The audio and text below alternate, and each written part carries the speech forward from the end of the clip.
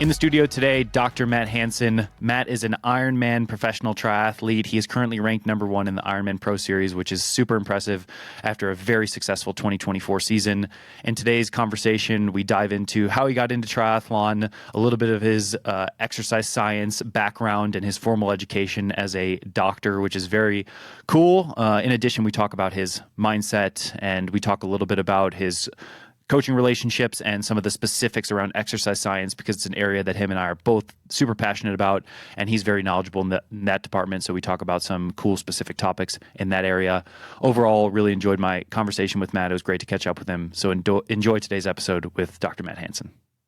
All right, welcome to another episode of the Endurance Matters podcast. I'm your host, Justin Metzler. I'm joined in studio today by Matt Hanson, Ironman triathlete. Matt, welcome to the show. Yeah, thanks for having me. So I start all the podcasts off with a hard-hitting icebreaker question. If your pain cave could talk, what is the most embarrassing thing it would say about you? Why do you talk to yourself so much? Is there a lot of self-dialogue going on? On some sessions, yeah. I mean, I think when you get one of those sets that you have to go to a dark place to get to, sometimes you got to encourage yourself to get into that dark place. Are the dogs looking at you like, what's going on? Rocky's usually down there. He's a loyal dog. He sits down there, and you know it's been a tough session when he starts drinking the pool of sweat. Oh, totally. Yeah. As long as it's not blood, you're fine. Yeah. As long as sometimes it is blood, I'm sure. But I want to hear a little bit more right off the bat. Talk to me a little bit about how you got into the sport of triathlon. Yeah, it happened a little bit by accident. When I was 16, wrestling was what I love to do, and I was at a wrestling camp and was encouraged by one of my mentors there to make a list of 50 goals for the next 10 years. So put a 10-year timeline on it, and I took that relatively serious and carried that piece of paper around for 10 years. And when I was, kind of look at it every year on my birthday, and when I was 25, I was like, what can I still go after on this list? And that was one thing that I could still do. Was, I think, number 47 or 48 was to do an Ironman triathlon. So I wasn't a swimmer. I didn't really, I wouldn't drown, but I wasn't, really knowing how to swim at all. Hadn't rode a road bike ever. I would run, but it was not a natural fit for the whole sport. But I think I had seen the NBC special of the Kona edition once as a kid, and it just doing an Ironman looked cool at that point, and so I threw it on the list. And I was getting pretty desperate to get to the last 10 things on there. I think my mom was a big Friends fan, and I think the thing right after was own a monkey, because one of the people on Friends had a monkey. So that's how desperate I was just to fill out this list. But that one didn't happen, by the way. Not yet. Well, yeah. So yeah, it was. The plan, at that point, you still had to sign up a year in advance, and I was working on my master's in Minnesota, so I was living alone, had a bit of time on my hands, and started training for this Ironman. Bought a $500 used bike on eBay and ate nothing but ramen and Pop-Tarts for a couple months so I could afford this $500 bike and the registration fee, and then, did my first Ironman at Coeur d'Alene, and planned on being a one and done, but ended up qualifying for Kona there, and that kind of snowballed things forward. Yeah. And from there, you pretty much went from age grouper to pro somewhat quickly. Walk me through that journey and sort of the timeline from age group athlete to professional. Yeah. So the first Ironman I did was 2011, Coeur d'Alene, and then I did Kona that year. And then the next year I just did a few 70.3s. At that point, I thought I found my lifelong hobby and was really just focusing on trying to get a little bit better and be able to race a little bit more. So I just did 70.3s in 2012. And then 2013, I set the goal at the beginning of the year to win the overall age group in Kona. And went to Texas. That went pretty well. And ended up qualifying for Kona, or for Kona there, and earning my pro card at that race. Never intended on taking it, but went to Kona, triple flatted, so 2 flats at once. I had two repair kits and one of them didn't hold. And so that was kind of, I sat around for about 20 minutes waiting for somebody to help, and, still ended up having a decent day. But it wasn't what I wanted. And so I took my pro card so I could race Ironman Arizona a couple weeks later. And that's kind of why I went pro. I was a college professor at the time, had no aspirations of doing this for a living at that point. Was the training, talk to me a little bit about the training itself. So when you first started doing triathlon, were you coaching yourself? And what was the intensity of the training from an age group perspective? And did it change when you ultimately decided to go pro? Yeah, when I was coaching myself for the first couple of years, the first year was really just building an aerobic base to get to the finish line. I was a professor of exercise science, which helped a little bit in understanding what I needed to do.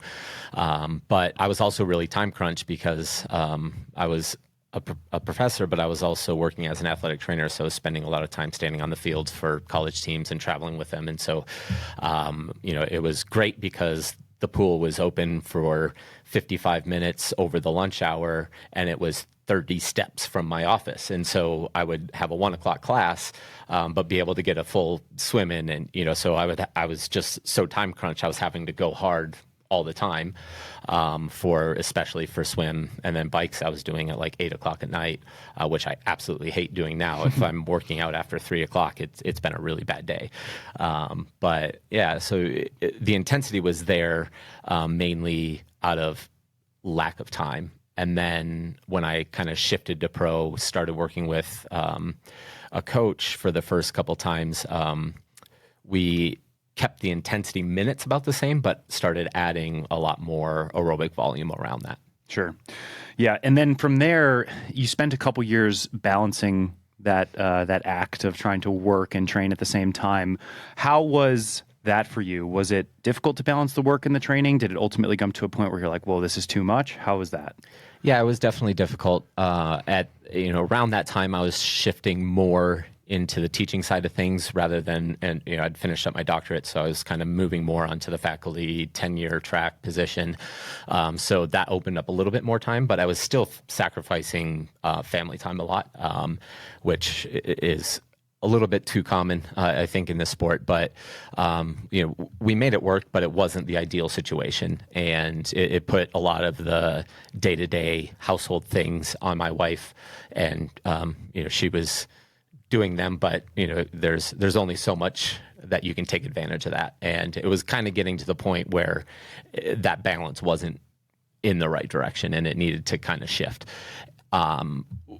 What was the kind of determining factor was I drove down for Ironman Texas in 2015, ended up winning the race. Then you go back at midnight and hand out the finisher medals, and you're kind of amped up. It was a big race, North American Championships, my biggest race at that point for sure. And then was in the pool at early the next morning and did the whole award speech, and then had to drive 17 and a half hours back home, and then went straight to the school, taught 8, 9, and 10 o'clock classes. I'm sure they're dynamite lectures.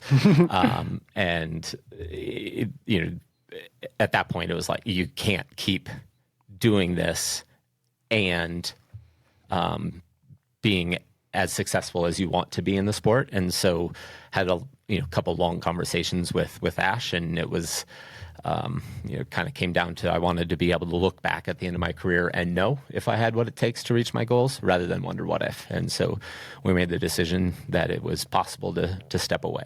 Yeah. You mentioned that tenure track. So were you on track? Were you on? Talk to me about that. What does that mean? And what were the implications from you leaving that? Yeah, so I had just passed midpoint review in 2015. And so at midpoint review, basically it says that I done all the requirements.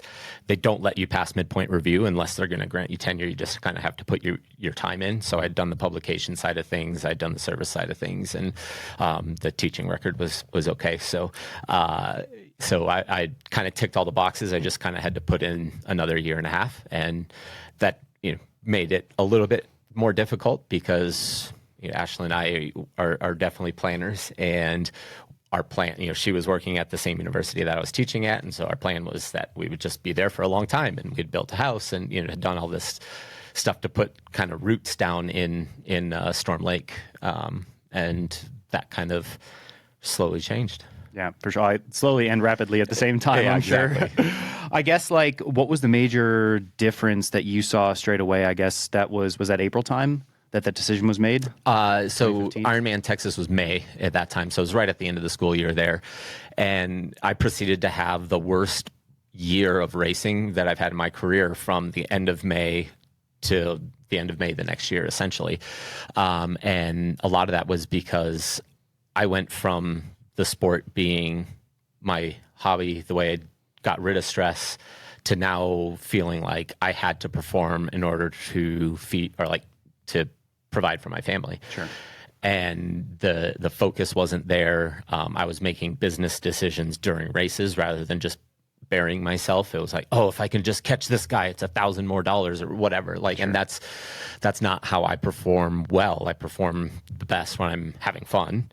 I perform best when I'm there for, to find out how much I can get out of myself. Obviously, you have to be able to perform to keep doing that. But the focus was solely on outcomes, and I needed it to get it back into process. And it took me a year to figure that out. Yeah, I can understand how that's tough, though, because you come to the sport from a relatively late perspective. You have this position that is giving you the income that you need to sustain your life, and then all of a sudden that's removed and the pressure to fill it is there. And I want to circle back to that later in the podcast, but I want to keep on this sort of trajectory that we're on. And ultimately, you decide that you don't want to be in Iowa anymore, or circumstance maybe decided that for you. But talk to me a little bit about the move from Iowa to Colorado, where you guys are now. Yeah, circumstances decided that a little bit for us, I guess. The training setup wasn't all that bad there. I didn't have anybody to train with, but I could do intervals straight out my door. I can run anywhere, and I had a pool that was open enough. And then the pool shut down during COVID, like pretty much all of them did. And they basically announced that they weren't going to open it back up. And the nearest pool was about 40 minutes away. And so like that was just kind of a dagger. I couldn't do that sustainably year round. And so it was either I have to travel a lot to do camps, whether it was in Boulder. And I was coming to Colorado anyways a bit because Julie was here, and going to, camps wherever that they took us, St. George and New Mexico. Yeah, we did. Where was that? Hatch. No. We rode Hatch. To Hatch. Was, yeah. Wasn't Santa Fe. It was down south. Yeah. I'm blanking on the name. Yeah. That's how big it was. Yeah. Down by El Paso, somewhere down there. Yeah. We rode to Hatch. I remember the Hatch. And then we did Vegas. Las Cruces. Las Cruces, yes. And then we did Vegas. I think you were patient zero. Patient zero of COVID, 100%. Yeah, but so it was either going to be do that or we had to find somewhere else. And Ash was offered a job in south of Denver, and so that kind of created an opportunity to bring us out here. What about, do you miss those Farmer Bob massages?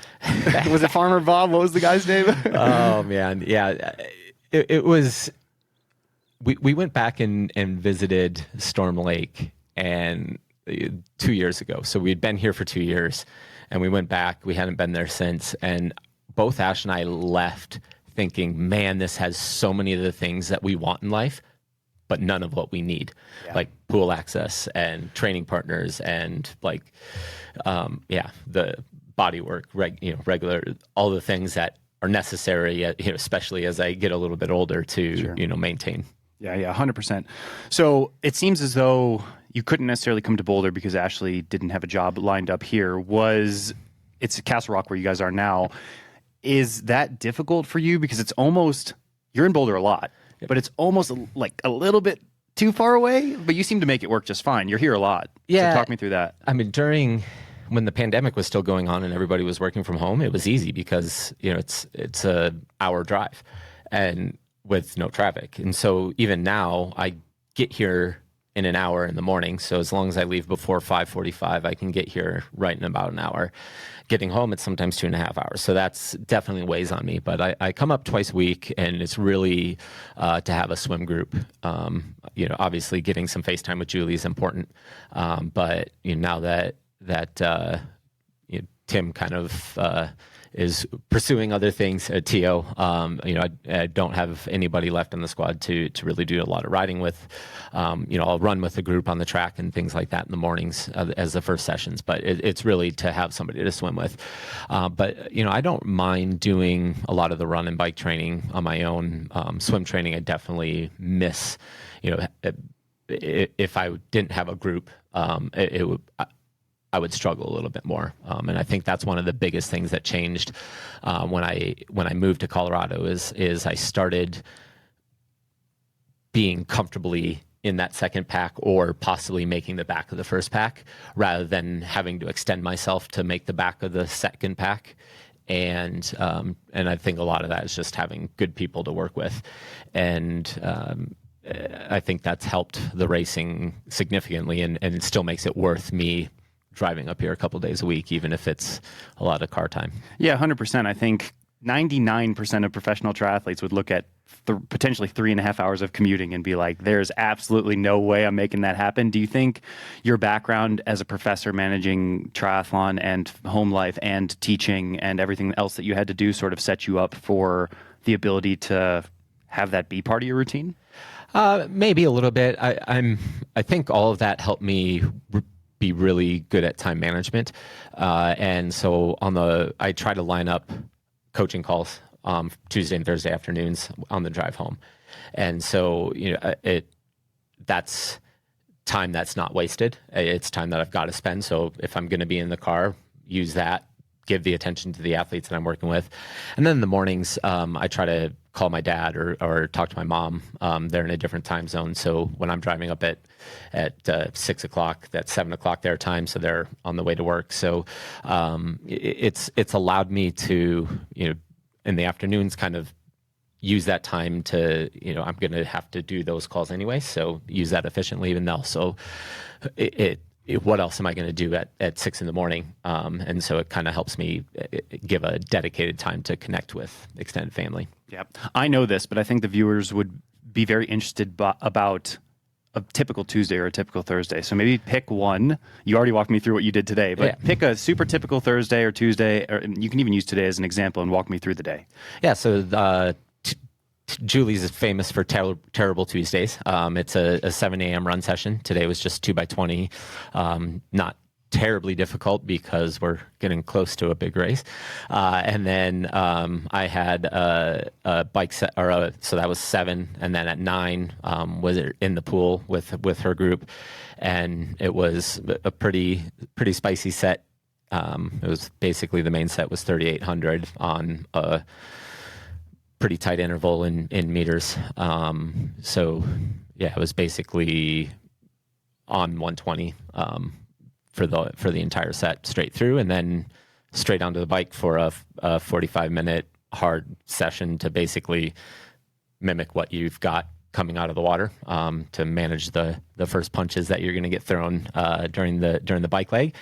And then I went out for 2 hours after that, again on the bike, and all that was done by 1:30, so I could come here and talk to you. Yeah, and then so you squeak in a podcast after this, and then are you back in the car and you're driving home? You try and beat the traffic? Well, there's no beating the traffic in the afternoons anymore. If you're not on the road by 1 o'clock, you're gonna sit in a bit of traffic. All right, so I'm making Matt sit in the traffic on the way home, but it's gonna be worth it. This is gonna be a good podcast. So you're gonna sit in 2 hours of traffic on the way home, and then what about when you get home? What time do you think you'll be home this evening? Hopefully home around 5:30, and then help Ash. Typically, she's obviously working too. So when we get home, one of us makes dinner, one of us plays with Miss Olivia, and then we kind of swap as soon as dinner's ready. So we both get to spend a little bit of time with the Munchkin, and then start all over again the next day. Yeah, it's a crazy schedule. I mean, coming from, I feel like I'm a busy guy, but that makes me feel like I'm chilling all day. So, you talked a little bit about, obviously you're training 4, 5, 6 hours a day. You're taking on coaching calls. You have sponsor calls. You have media requests like this. You've got the actual commuting itself, family time. You've got a daughter now, which I want to touch in on later. What is the most consistent thing that's getting sacrificed with all of that in your day? Quality sleep. I think on really big training days, I've never been somebody that is able to nap during the day. Yeah. And so on big training days, I kind of struggle to ramp down at the end of the day. Easier days, it's a little bit easier to sleep at night. You'd think it'd be opposite, but so even if I'm in bed, at 9:30 or 10 o'clock, it's still having really good quality sleep, I think, is the hardest thing. But yeah, we're managing so far. Sponsor of today's episode is Precision Fuel and Hydration. These guys have been an awesome partner of mine for many years, and I really love the entire product line. They helped me tremendously when it came down to getting my fluid needs sorted out, getting my electrolyte needs organized, and also just figuring out how many carbs per hour I needed. And they have an entire product line that has a lot of variety and different options for you. So my favorite option from them is the PF30 Chew. I sort of take them out of their wrapper and load them into my top tube storage compartment on my bike and just munch on those every 20 or 30 minutes when I'm out doing a hard training session or doing a race. They also have a bunch of sweat experts over there who can help you figure out exactly what your fluid, carbohydrate, and electrolyte needs are. So head on over to pfandh.com. Redeem code BigMetz15. Once again, that's BigMetz15 via the link provided. All right, so that's all incredibly interesting. I want to tap a little bit into the training, some training-specific topics, because you mentioned your background in exercise science. I'm an exercise physiology nerd, probably as you know, and the audience knows at this point. So what exactly, you maybe touched on it already, what exactly is your formal educational background and your degrees? So my undergraduate degree was in athletic training. I thought that was going to be the full-time path that I followed. And then I started my master's is in just overarching exercise science. And then my doctorate is in adult and higher education. So I did my dissertation a little bit more on the public health side of things and used, looked at what health promotion programs universities offer their faculty and staff. And I've been toying a little bit with kind of using that side of that specifically for some future endeavors a little bit as well. So should I be referring to you as doctor right now? Matt's fine. Okay. How much of your formal education, I mean, you just said you're tapping into it maybe for future projects over the course of maybe your 10 years as racing as a pro and the projects that you've gotten involved in now, how much of that formal education are you tapping back into? I mean, I think it's allowed me to do what I am doing right now, right? Like I use the education side of things, obviously, to influence the coaching side of things or influence how I interact with Julie, but also how I built my coaching programs and also how I sell myself to, a specific sponsor set as well. Like I want to be able to not just, point to a project or a product and say, this is great. I want to be able to explain why and why I would choose this product over another one.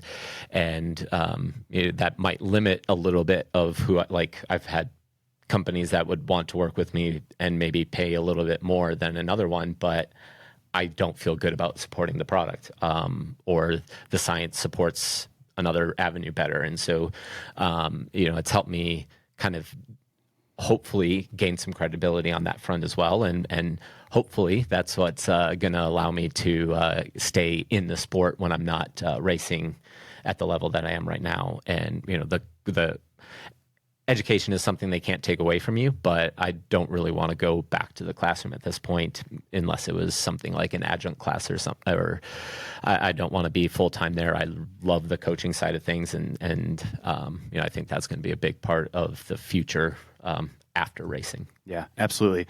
So I typically don't do this as a new segment in the Endurance Matters podcast, but I came up with a little mid-podcast game for you, Matt. It's called Fact or Fad Endurance Exercise Science Edition. So I've got, I think, 7 things here, and I guess what I'm getting at is I want you to tell the people whether or not you think it's worth it or not worth it, or if it's fact or fad. Perfect. All right, here we go. Number 1, ketones and intra-workout ketone testing. Definitely worth it. The inter-workout testing is important there. You can't just do what somebody else did. And the source of the ketone matters. There's some ketones out there that don't move the needle at all, and there's others that will significantly.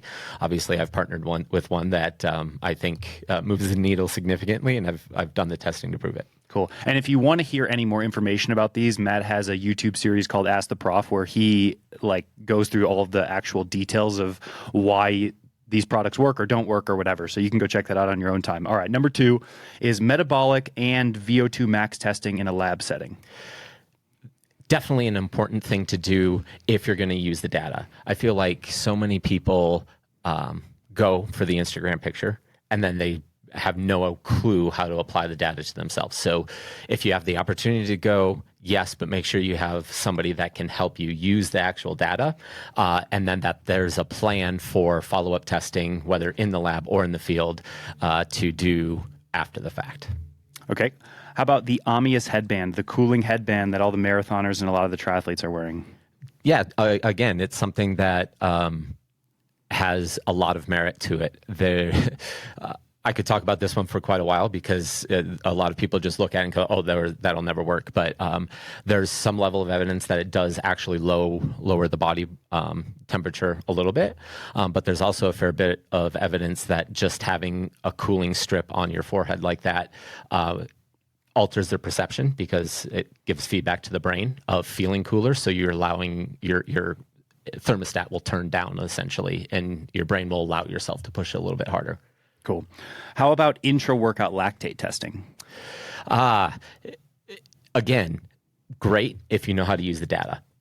So many people see some big name athletes doing it and just copy it and have no clue what they're doing.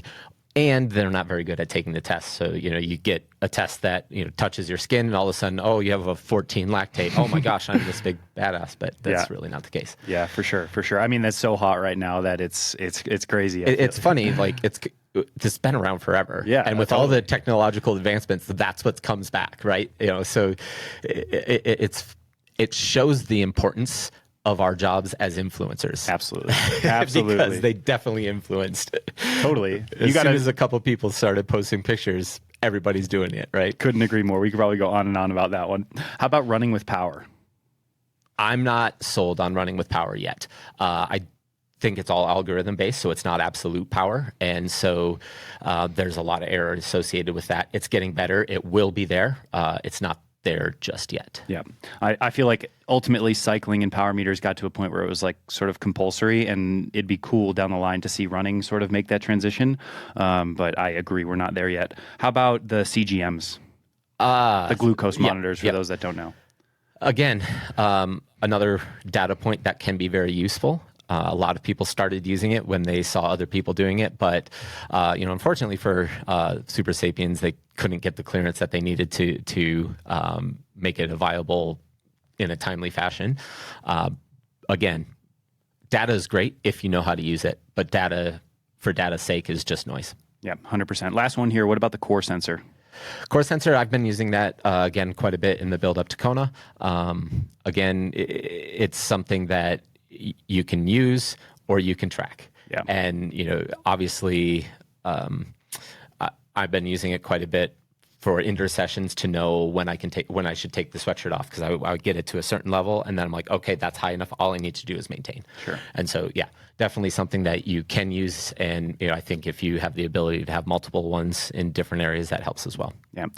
So that's all my fact or fad questions. It's very clear that your formal education and the fact that you're constantly tapping into the research and tapping into what's hot and what's not lately, that's something that's on your mind all the time. How much are you able to just crack on with sessions that Julie gives you versus maybe disagreeing or maybe trying to bring up a point on physiological intent or intensity distribution? Yeah, I think Julie and I have worked together since 2016. And early on, we talked a lot more than we do now about how to kind of push, segment everything out.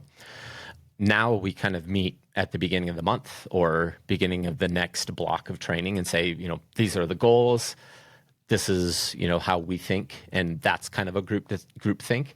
And then I just back off and say, okay, we know we're on the same page with what we want to get out of this next block. Go for it. And it's very rare that I kind of second guess what we're doing.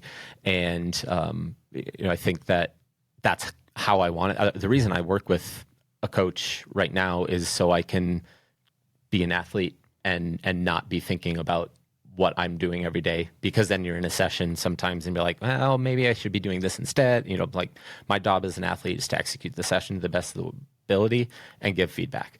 And I feel like Julie and I have been working together well enough that we've earned that trust, that mutual trust, that I'm going to give the feedback that I need to give, and she's going to, you know, and I trust that she's going to give me the sessions that I need to get me successful. Yeah, absolutely.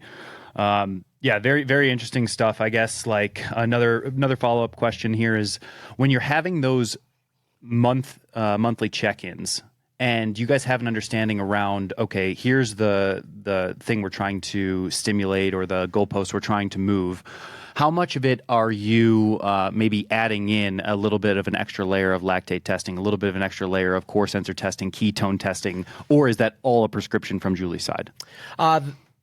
Usually it's me kind of pushing the envelope. The lactate testing, she was like, hey, I've got Jared, we're going to partner, and I want to start implementing that a little bit more.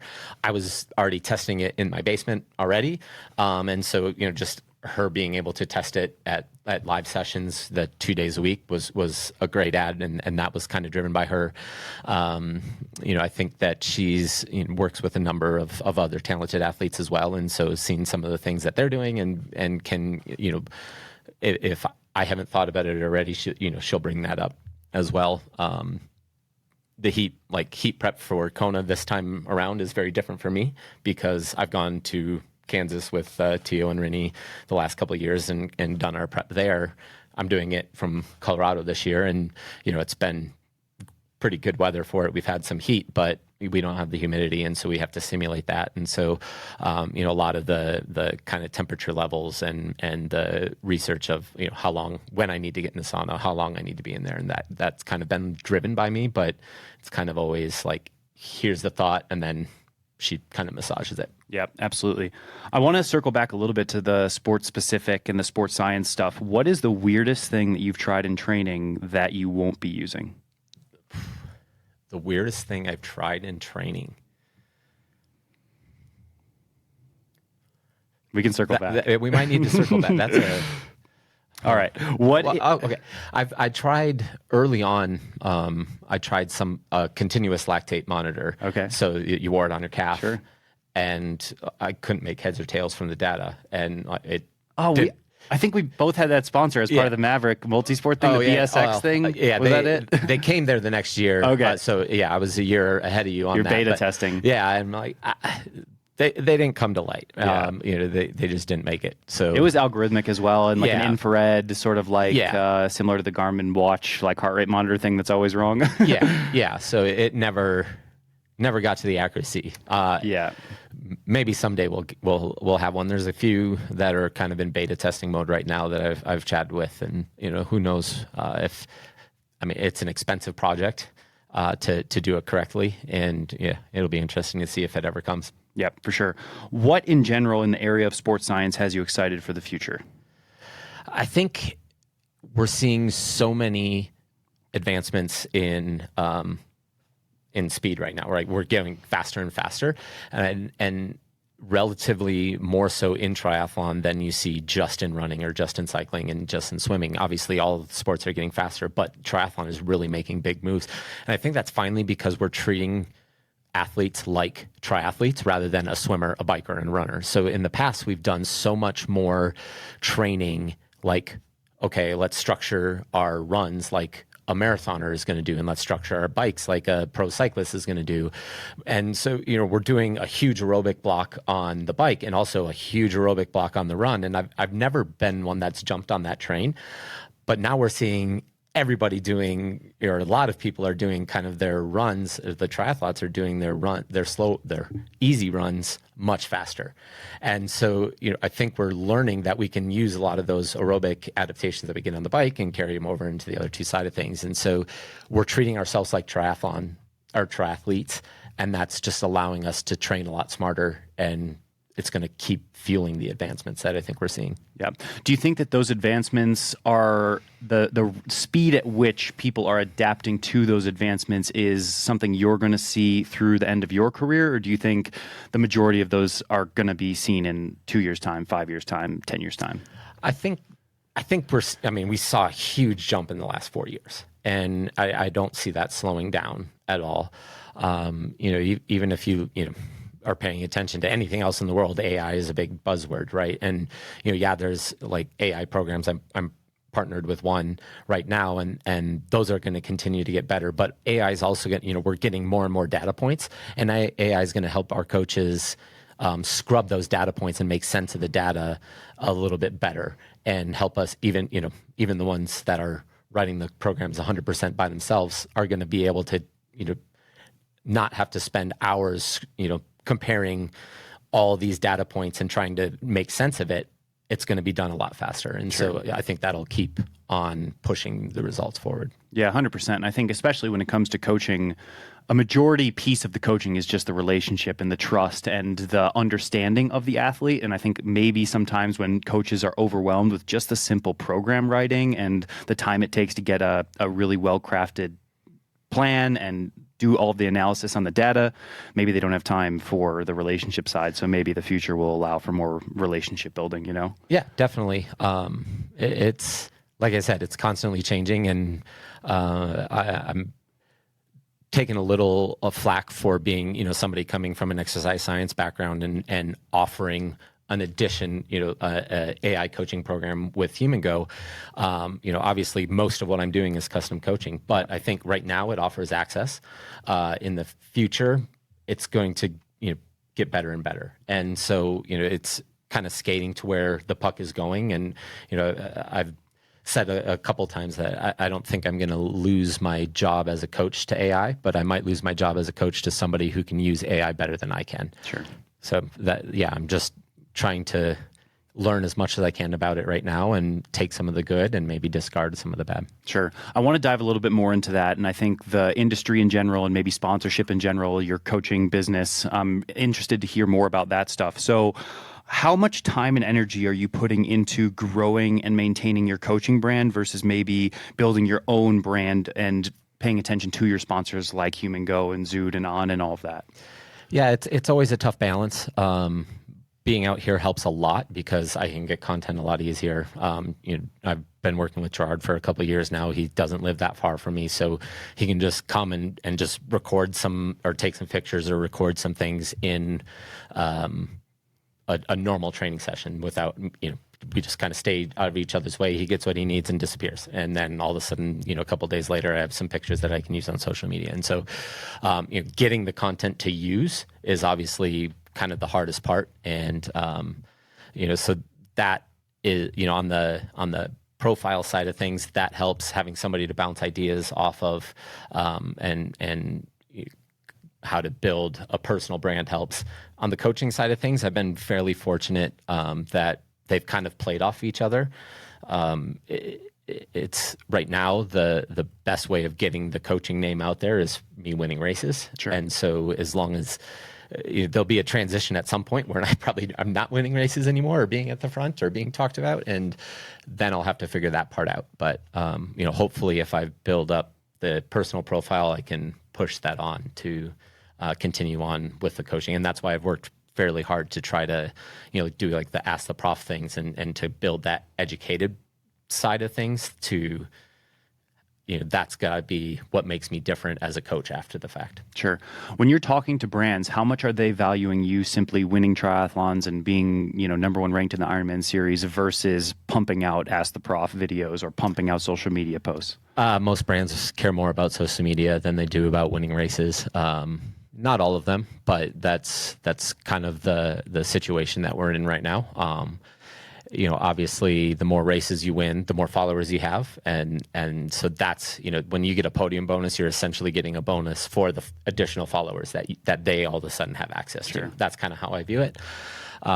It's a lot more fun to work with the ones that only care about winning races sometimes, but at the end of the day, they have to get a return, and they see returns off of, they can measure the returns directly off of social media. They can't measure the returns off of you holding a banner. And so, I think their boss, when you're talking with a brand manager, their bosses can be appeased better when they can show hard numbers of this is the return that you're getting. Yeah. There are some athletes out there who have very similar caliber to you, who are winning Ironmans and, top in the Pro Series and very consistent for a number of years, who pretty much just say, hey, look, all I do is win triathlons. I don't want to do any of the media stuff. There are similarly athletes who maybe don't have the pedigree of results who are saying, hey, I'm an influencer. This is how I'm going to get my bag. I'm going to focus on that and let the results kind of come and go as they may. It seems as though you're sort of doing a little bit of everything simultaneously. Coming from a world in which you had that sort of stable income, how much did you put attention into just meeting a standard of income regardless of however you got there? Good question. Especially like I said, I struggled a little bit in 2016. And so building up a profile was really important to me just to kind of take some of that stress away. Like, I'm pretty confident right now that if I got hurt that, I'd be able to come back and race again next year. Where in 2016, if I got hurt, I might've been in a pretty tough place. Like sure. Couldn't just beg for my job back, so, that definitely fueled things earlier on, which I think was probably not a bad thing because it's kind of set things up the way they are now. And, I think I have a pretty good balance between the sponsorship, the coaching, and, it's almost like a portfolio. I've got income from racing, income from sponsorships, and then hopefully future, income now and then in the future with the coaching side of things. Yeah, absolutely. If you're giving advice to a new athlete coming up, who has maybe similar potential to what you saw in yourself. Nowadays, there's so much more opportunity within triathlon. You've got the Ironman series with a $2 million purse. You've got the PTO giving out, six-figure contracts here and there. Would you tell these athletes to do what you did, grow a coaching company, grow a media company, or would you just say, hey, look, go for gold, go for number one in the PTO or number one in the Ironman series and get yourself $200,000 and then move on to the next year? Yeah, I mean, it's really tough to do it that way because that costs a lot of money to support yourself, with the memberships, with the body work, with, all like putting yourself in a position to stay healthy for a year-long race program, to have the durability to, and, just to be able to travel to the races because, there's races that you're going to pay to work, right? You travel there, the race didn't go perfectly, you go to Europe, you come back and that's all out of your pocket. Yeah. And so, unless you have, unless you're okay with that, which I never really was, or have the, the backing of somebody that going for gold right off the bat is a tough thing. I can respect people that are able to do that.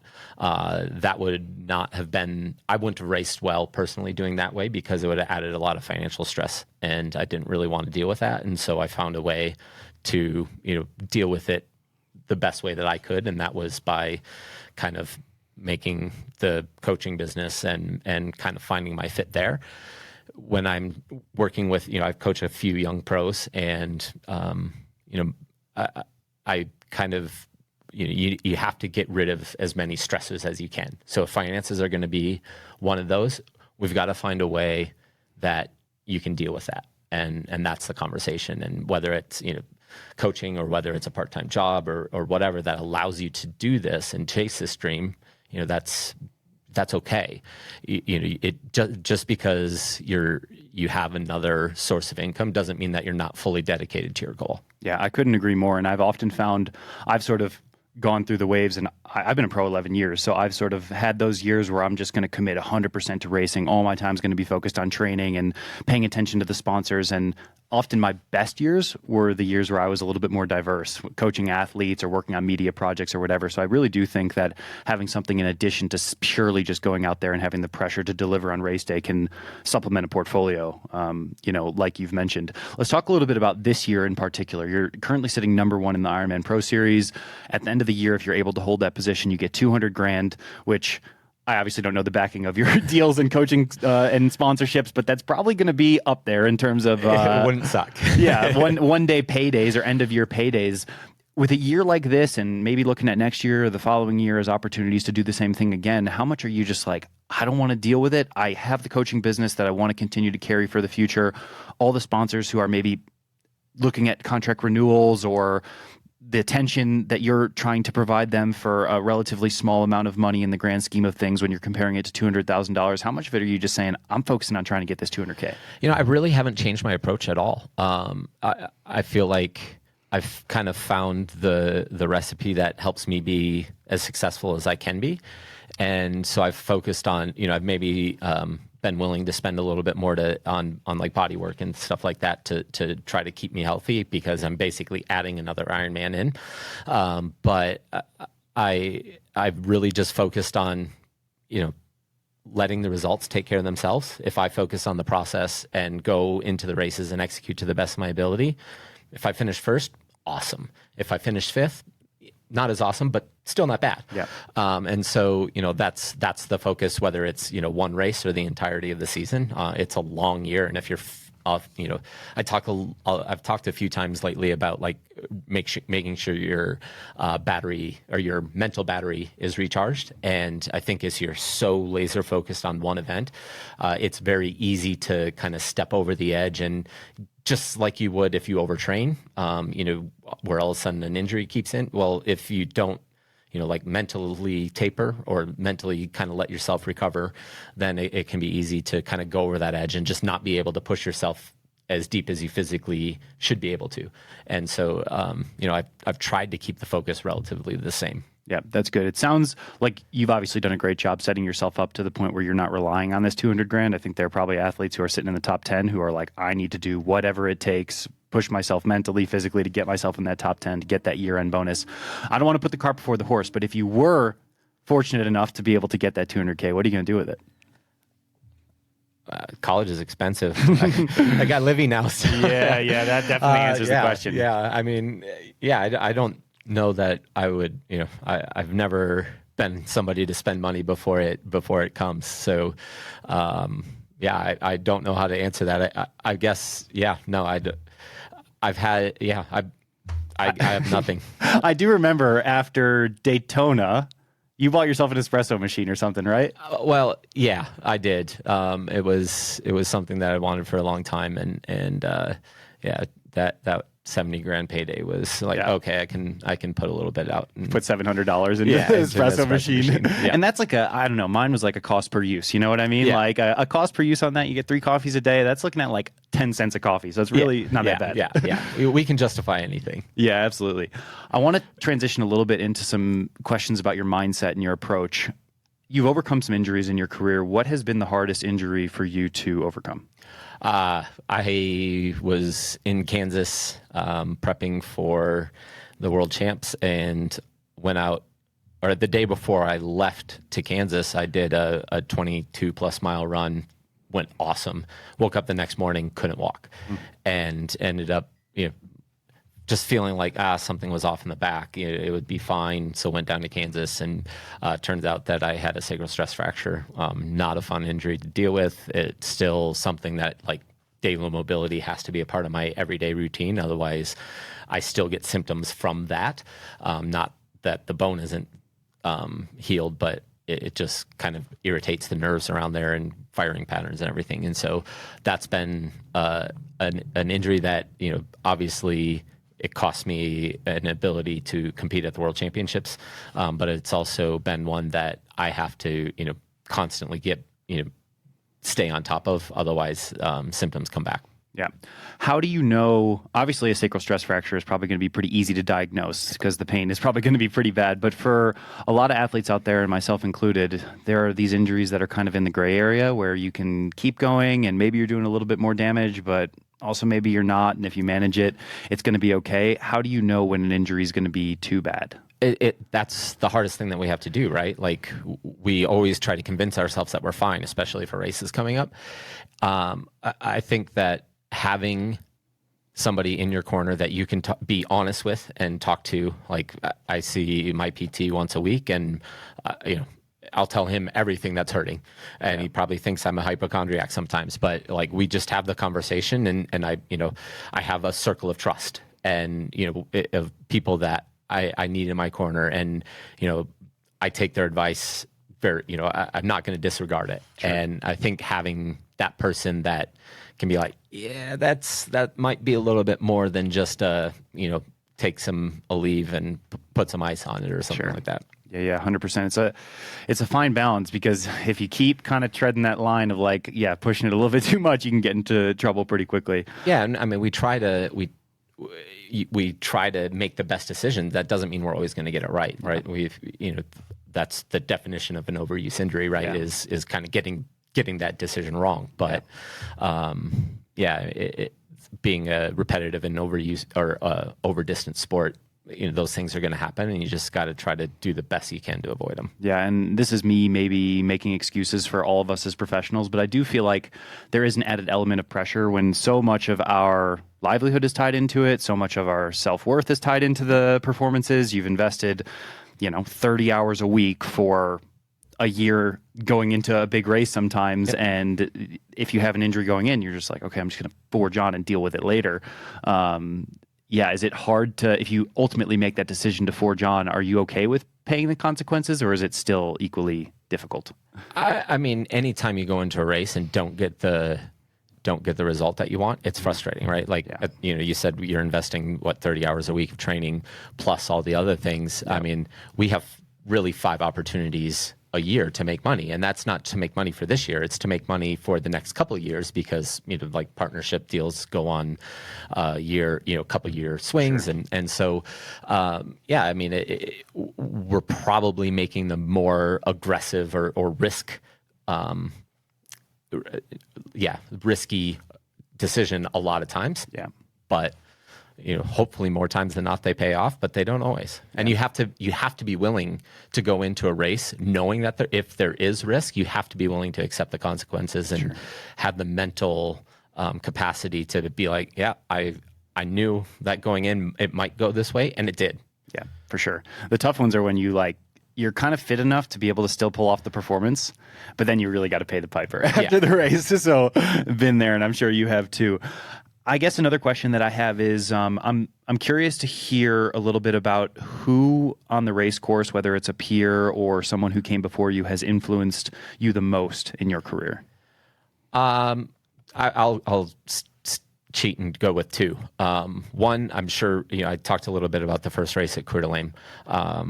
Crowley won that day, and he was sitting at the recovery table afterwards that I happened to be sitting at. I knew nothing about the sport at that time. I just knew that guy won.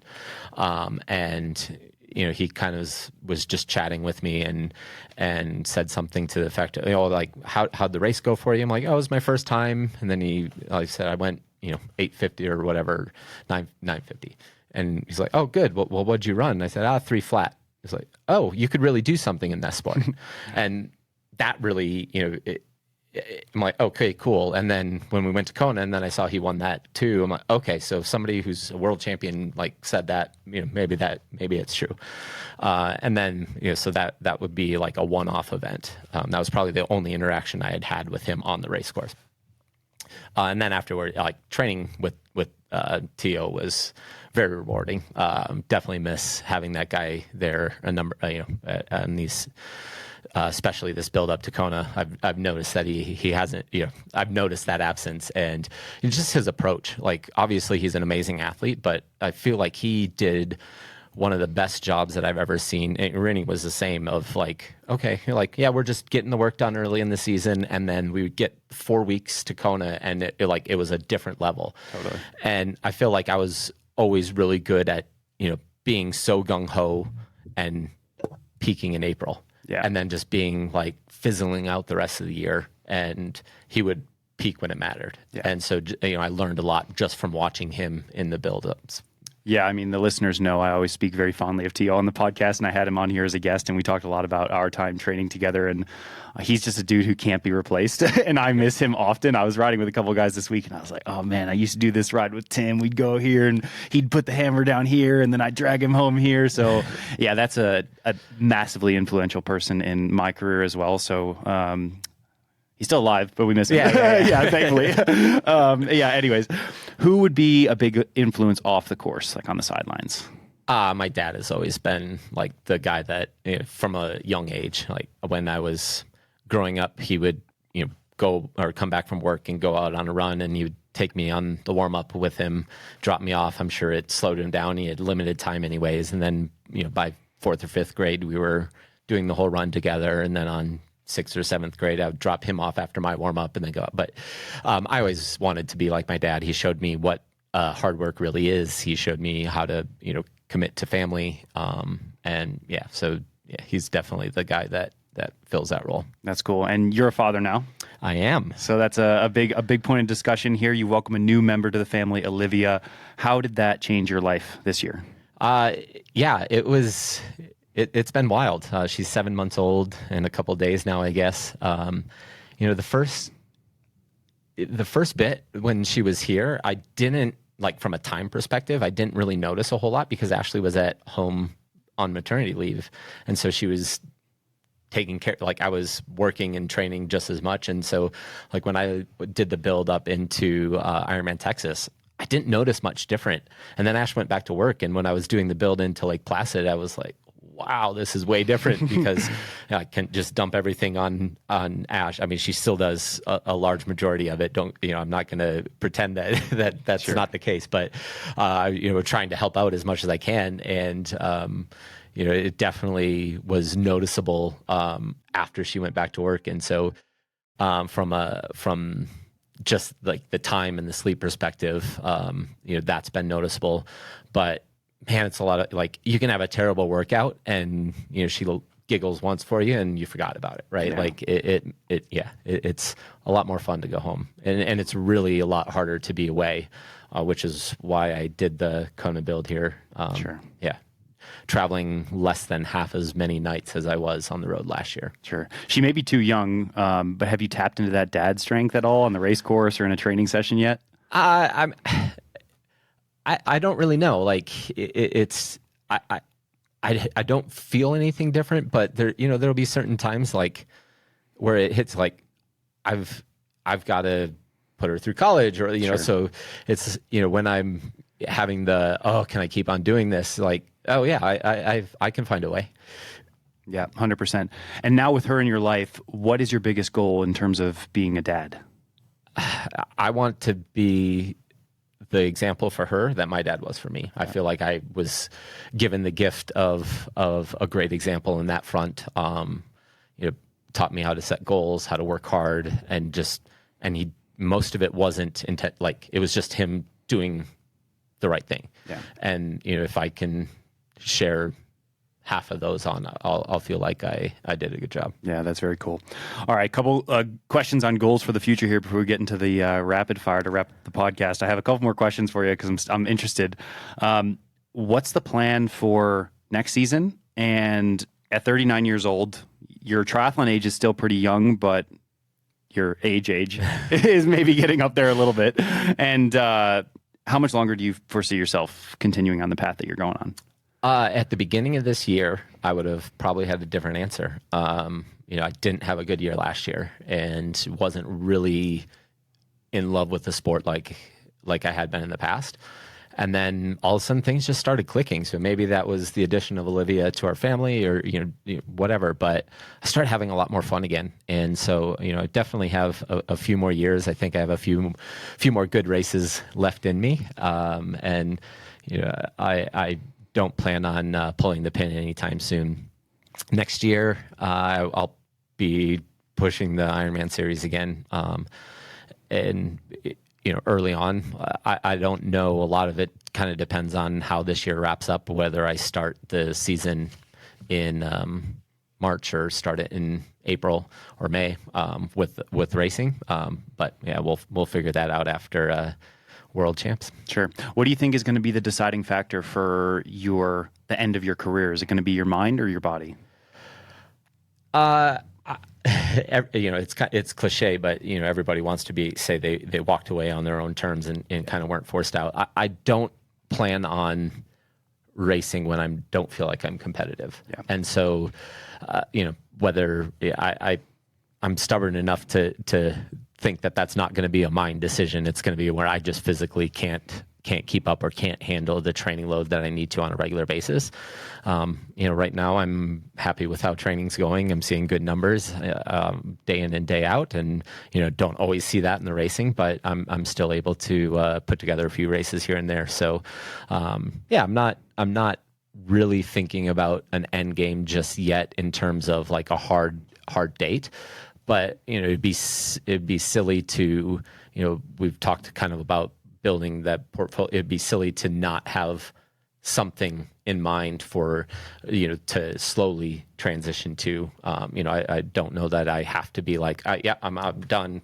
Sure. It could be like, maybe next year I'll race. I think what Sebi did was pretty awesome. Like, hey, I'm going to go on this year and just race all the races that I wanted to do throughout my career. It just didn't make sense or whatever. And then, just go and, maybe be able to bring Ash and Olivia for a couple of them when, in a couple of years, maybe she's old enough to enjoy being at a different place. Now I don't think she'll know, but sure. Yeah. And as planners, sometimes that is good because I think, I don't know, as professional athletes, you just want to keep the dream alive and you can almost do anything that it takes to keep it going. But someone like Sevi's a great example because he probably felt his performance not being able to deliver at the same level. And he just set that end date for himself. And he said, I've got 18 months. I'm going to soak it up. I'm going to absorb it because I think you can probably fizzle out slowly. Whereas if you have this decision in your mind of, okay, I've got 18 months to maximize the journey and the experiences, it can probably be helpful in the process. So, And I mean, and then it kind of gives you a firm transition with your partners and with your family and all those things as well. Yeah, absolutely. Well, we got to get Matt on the road back so he can maybe try and beat some of this traffic. But before we go, 6 rapid fire questions for you today. All right. Number 1, would you rather have all of your runs on trail or all of your rides indoors? All my rides indoors. Who runs on a trail? Matt's not a trail guy. He's a pavement guy. Absolutely not. Big pavement guy. Yeah. You knew the answer to that. I did know. I knew that one. Yeah, I knew that. I've run with Matt enough times on a nice wide triple track trail, and he's uncomfortable enough. Yeah, Cottonwood is as trail as this guy gets. Yeah, absolutely. What's your favorite JDC workout of all time? 20-20-20 build. That's classic. Yeah, can't go wrong. It's 20 minutes medium, 20 minutes moderate, 20 minutes mad. Yep. That's it. 5-minute warm down. Yep. If you don't feel like you absolutely want to puke at the end of it, you didn't do it right. Yeah, absolutely. And for context, you probably get 11 and a half miles in the hour. The goal for that session is 6 5:35. So 6-minute miles, 5 30-minute miles, and then 5. I've got my own standard for that workout when I was training with Julie a lot, and it's not as fast. Anyways, what is your most memorable win or performance of your career? It doesn't have to be a win. I think Daytona, the second place at Daytona was one that I'll never forget. There was a lot going on, obviously, with COVID, and we made the move out here, and we sold our house back in Iowa the day before that. Like I signed the closing documents in the hotel the day before the race, and so there's a huge relief. I'm like, okay, I just go out and have fun, and I did, and that kind of, a lot of the coaching side of things fell apart a little bit during COVID, and so that kind of brought things back on that front as well. Sorry, that wasn't a rapid fire answer. No, it's fine. They don't have to be super rapid fire. I remember that time very specifically because we were training together quite a lot, and I remember there was a session we did because we all had the same bike coach at the time, Matt Bottrell, and he prescribed a workout that we all did the same thing, and you were just so far ahead of Tim and I, and we were team time trialing to try and get back to you, and we just could not do it. So I was like, Tim and I looked at each other like, oh man, Matt's on one. This is a week out from Daytona. I remember that 2020. So anyways, that was good. I think I know the answer to this one too. What is your go-to mid-long ride gas station stop snack? Fast break. Oh, fast break. I wasn't going to guess that. Fast break. I thought you were a Coke and Snickers guy. The tall can, though. No, tall can of Coke and a fast break. Oh, fast break. Is that a new thing? No, peanuts, not so much. Peanut butter. Yeah. Yeah, no, I'm with you. Oh, the fast break does hit. Yeah, no. The peanut butter Snickers, though, if there's not a fast break, I'll go for the peanut butter Snickers, king size. All right. Well, this is showing that Matt and I haven't ridden together. It's been too long. Too long. We're gonna change that soon. All right. Would you rather? Is it work before training or training before work? Well, training is delineating work, computer work versus training work. So I wake up, turn the coffee machine on, emails, Training Peaks, while I have a coffee, then go train. Yeah, good one. All right, last one. What is your daily limit on number of espresso shots or milligrams of caffeine? Hard stop at 2:00. No caffeine after 2. That's a non-negotiable, except on a race day. And 4 espresso shots is the hard stop. Yeah, it's pretty honest. That's getting after it, but I respect it. Yeah, that's no more than that. All right. Well, that's all I've got. Thank you so much for coming on the episode today, Matt. Had a lot of fun with this one. I appreciate it. All right. Cheers. We'll see you in the next episode. Peace.